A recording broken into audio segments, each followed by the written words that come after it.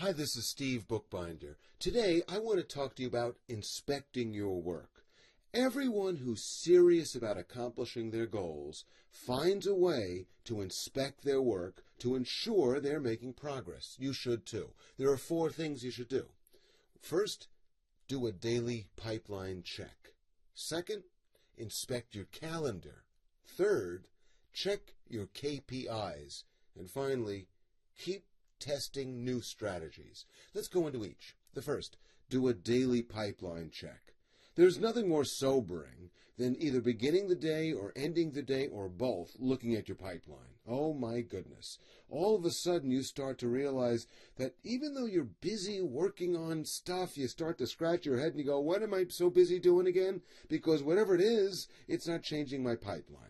Because my income is going to come out of that pipeline. Everything I do needs to be coming out of that pipeline. In other words, I want to make sure that I'm doing the kind of things that change and improve the look of that pipeline. And right along with that, number 2, inspect your calendar. Now, this is what I'm saying. If I look at my pipeline first, I'm reminded to call certain opportunities. I make decisions about calling others or emailing or ignoring others. And whatever decisions I make are going to impact my time. Now, I want to go on my calendar and look, where's my time going? Am I spending my time in a way that makes the most sense given what my pipeline looks like and what it needs to look like? So I want to make sure that I'm aligning it so that my activities are aligned with my goals. The single biggest mistake people make is they are unable to focus on the activities on a daily basis that bring them closer to their goals, and that's why so many people don't accomplish their goals. Well, don't be one of those people. Track your KPIs. What do I mean by that? Well, in sales, your KPIs are dials, completed calls, visits, sales. Now, let me tell you what I mean by each.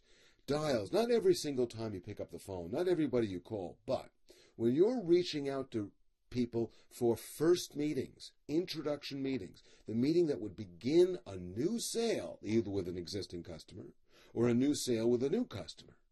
Either way, those are the dials you should be tracking. Not only the dials, but completed calls, which mean the number of times you actually speak voice to voice with that person.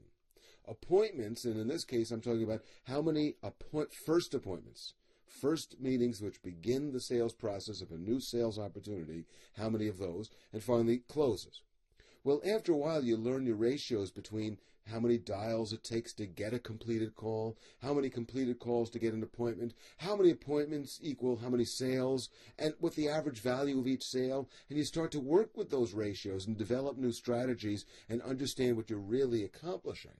And without that, you will inevitably do the wrong things, because unless you know how many dials it takes to get a sale, how do you know if you're generating the right number of leads or allocating the right amount of time?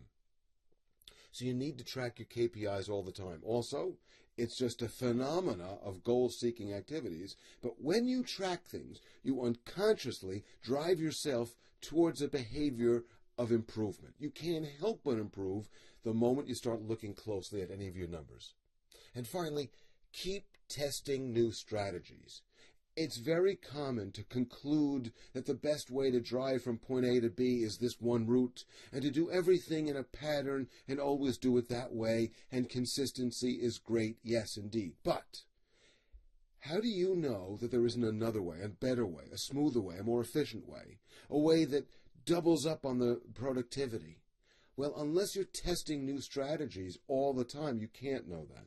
So at all times, you want to be thinking about, what's another way that I could get old leads to come back and talk to me? What's a way that I could get sales that had stalled out to come back? How do I get sales that were this big to be a little bit bigger? And you start to develop a certain amount of energy associated with this creativity, and before you know it, you're suggesting things and doing things and spending time in a way that you hadn't done before, but you're paying so much attention to it and you're focusing so strongly on it that you can't help but make those new strategies work for you, at least some of them.